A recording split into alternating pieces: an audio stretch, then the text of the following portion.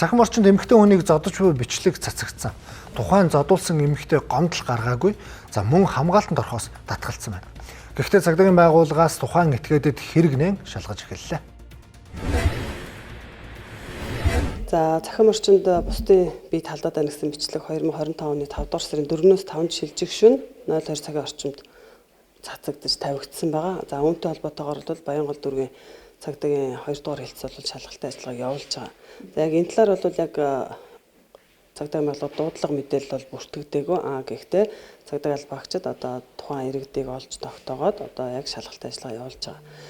За цагдаагийн байгууллагад хоногт бол дунджаар 1800-аас 2000 дуудлага бүртгэгддэг. За үүнээс 120-оос 150 ялангуяа одоо нийтийг хамарсан баяр амралтын өдрүүдэд бол гэр бүлийн өвчтөлийн шинжтэй дуудлага мэдээлэл өсдөг.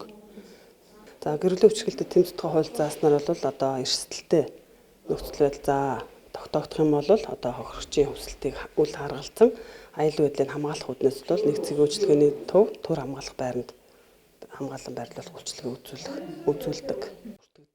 Гэхдээ цагдаагийн албаагчид одоо тухайн иргэдийг олж тогтоогоод